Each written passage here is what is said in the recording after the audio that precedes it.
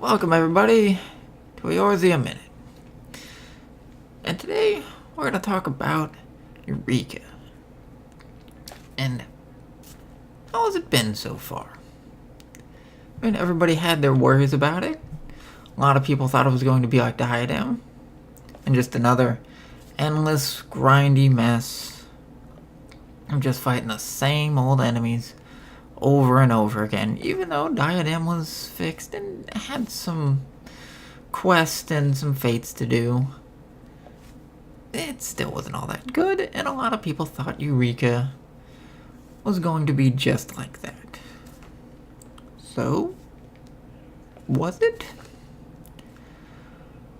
Well, day one, yeah, it was pretty much Diadem 1.0 version with just mindless grinding, even less fates in the 2.0 Diadem, and a lot of people were all pissed off and a lot of confusion of no one really knew what to do, since the game wanted you to grind out protein crystals, since the game told you about that, but didn't tell you about Animos crystals, which came from fates, or the notorious monsters.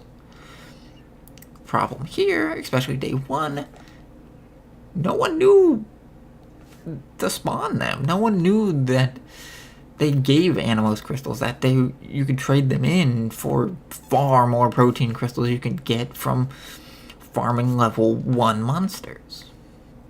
And because of that, leveling up was slow, and just a lot of confusion, a lot of just frustration, and going, this is the relic grind.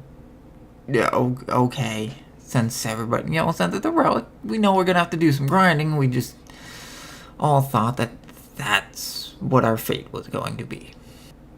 But with day 2, people started to understand that you could spawn the fates. They weren't just random. You could do them from killing monsters. Became, people were learning which monsters. We knew that weather was a thing in Eureka. People were trying to find out, which weathers were tied to which fates and what monsters you had to spam kill to spawn said notorious monsters. And with more people being at a higher level, people were able to start doing higher level notorious monsters. But people were still decently low levels. There was only a handful of higher level people wanting to start farming the Ziz monsters to spawn the owl, the little dragon things to spawn the dinosaur fate. But there were so many low-level people that were taking forever to kill the monsters to spawn these notorious monsters anyways. But with day 3, people started to level up more. More people getting stronger. I remember fighting numbers on the second day, and it just being a big pain in the ass, since people were not even if we were able to kill them, the voids on time. But with day 3, people were noticeably much stronger and were killing the voids a lot easier. People had to sync to the fates, meaning they were max level for it, as a lot more people were not even the level range. And this just became much easier and faster to kill the normal monsters, to spawn the notorious monsters, making things so much faster, so much better, and people learning that, you can get more experience points and more crystals doing these fates than just spamming monsters. Day 4, this just became even better, with higher level people being, having the easier fates go down so much faster, being spawned so much faster. But then became another problem. The higher level people wanted to do the higher level notorious monsters, but there were still a lot of low level people, so you end up having the problem we had in day 2, where people just wanting to do the higher end stuff, there's just not that many people to do it, so it was just taking so long to spawn the monsters. They were a pain in the ass to kill. Some of the higher end ones still are, but people were figuring things out, realizing how to spawn all the monsters, and things are just getting better and easier and just more enjoyable now that people were really starting to realize that it was the fate train was how you're supposed to do things, not just mindlessly grind monsters. But you could still do that, and it is somewhat more efficient, or I guess it would be more efficient to do the higher end monsters for experience points, but you don't really end up getting, you don't get enemies from you don't get items from any of the fates. You get, of course, you get the lockboxes, the Animos crystals, which can be traded in for far more protein crystals that you would get from just farming monsters. Maybe you can get a ton from spamming, level 20 mobs, but no one's really doing that.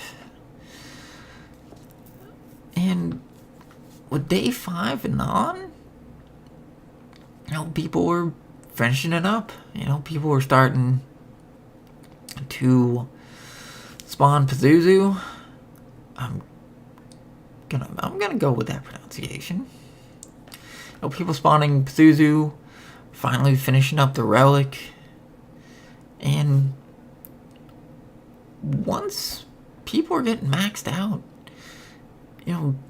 all the fates going so much faster, and once you also get to a higher level, people getting many more crystals from finishing the fates. You get a ton of crystals. You get 50 crystals for a gold Pazuzu kill at level 19 or higher. And that right there is enough to get you the first few levels of any of the items. But, you still have a lot of low-level people. So when the higher-level people want to do, the Cyclops or Zoo notorious monsters, you just got a lot of people just standing around. But really, what you gonna do? I mean, they need the experience points to help, but they really can't do anything because they're just doing next to no damage. All they're doing, they get hit once and they're dead, and they get back up and they're just gonna do like 100 damage at best. So I guess for a review, how's it all been? Has it been a good experience? Yeah. Yeah. It's been pretty good. There's some, day 1 being pretty sloppy, with no one really knowing what the hell they're doing. Thinking that farming protein crystals being the goal, especially since the game, tells you, with the chain bonus, that's how we're supposed to do it, and really giving us no hint about farming notorious monsters and spawning them. But as people leveled up, things just became faster and easier, and once you max out, at level 20, getting crystals becomes super easy, and just getting the items for a relic stuff, this is probably one of the easier ones, and it becomes a bit more enjoyable doing the fate train, as this really reminds me of doing an S or an A or S rank hunts, when you just have people just finding them left and right, and you're just going from place to place, instead of just being at the same one area, killing the same one enemy hundreds and hundreds of times. And sometimes it gets annoying when a notorious monster doesn't want to spawn, and you're just sitting there just killing scorpions, cyclops, zoos, just 20, 30, 40 minutes. It's just not spawning. And you borderline think of like, are you sure this thing's able to spawn? Then you leave, and then of course, like all fates, they show up the second you leave. But, overall, it's a good start. But moving forward, it just needs more. I mean, it's again, a nice start. But, what else does it need? I don't really know. But the next place we have, like, it can't just be the Fate Train again. I mean, we're gonna need something more complex. But I don't really know what I would want. But just something more, And then another thing, for any kind of content like this, people worried, if I don't level up quick, Eureka's gonna die off and no one's gonna do it. Don't worry about that. If you're one of those people, do not worry. Because one, you think you're the only straggler? There's tons of low-level people. Those people are gonna keep doing it. They're gonna level up. Alongside, you're gonna have all the maxed out people. Since the relics are super easy now, you're gonna get people doing more relics. I mean, hell, when I maxed out, finally got all my ninja gear, I had so many extra crystals. I had enough that all I had to do was just kill Pazuzu again, bam, had another relic weapon already. Two, you also, since this time you have more than just weapons, you have all the armor. And I think a lot of people are going to use this as a means to level up alt classes. Or at least gear them up, not level them up. As while it is a bit weaker at its max strength than normal mode 8-man raids, but you just don't have the repeatedly going over and over and over again, in just one level trying to get an item that you can only get, 1 or 2 pieces a week. Where here, if you farm enough, you can get a whole set in one day once you're maxed out. Or you can get 2 sets, you can be done with 2 classes with enough grinding. Another thing is all the unique items in the game. While yes, you have all the loot box or the lockbox items, you get so many of them that getting even the mount, the Tyrannosaur mount. I mean, when I was done, I stopped unlocking boxes at like level 13. By the time I was done, I had over 1,500 lockboxes to go through. But the other more important weapons that people are after are some of the items that only drop from specific fates. Like you have the Strider Boots, the Emperor's Hairpin, the Scorpion Harness, and the Pazuzu Offering, or whatever housing item he drops. Another thing that'll make things a bit easier is that I'm going to guess with the next Eureka area, they're also going to up the level cap.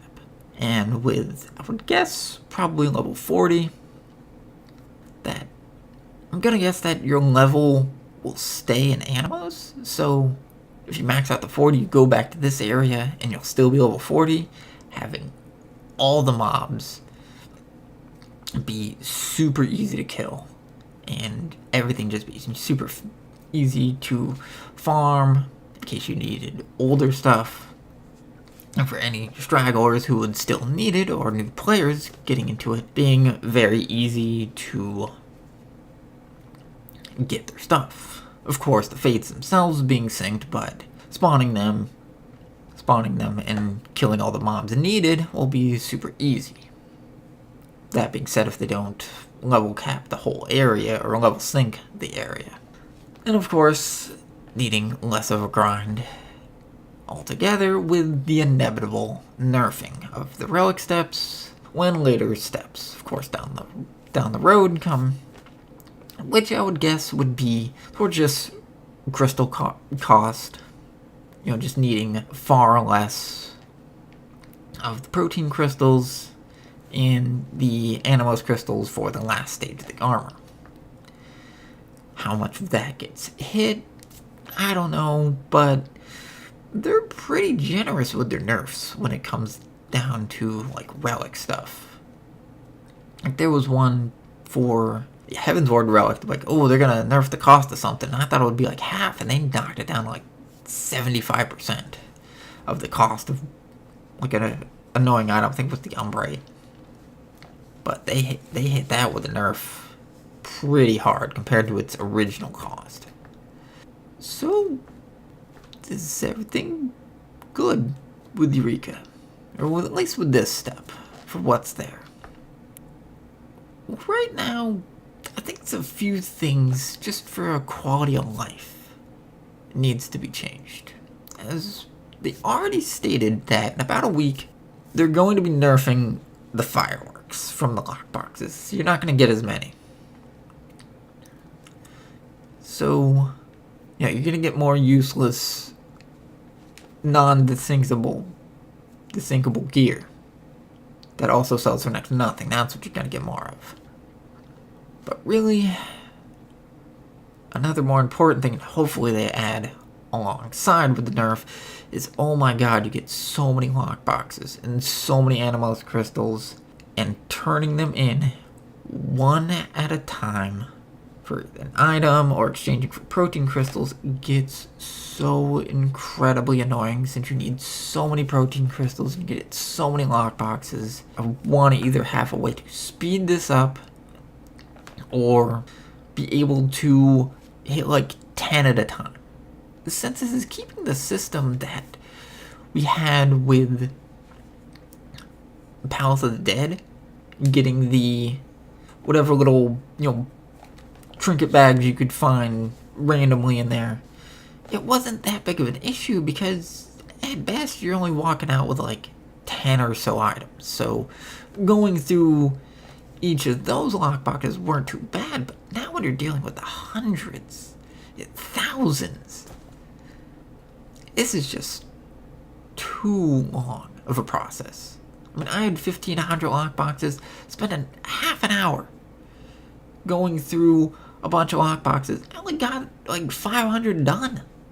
Still have a ton more to go. And another thing that really annoys me with this is, so we're after a relic weapon. Well, where is it? We didn't actually get it. All we did was got a shinier Artifact 3 weapon. And also, since this should have originally came out in 4.1.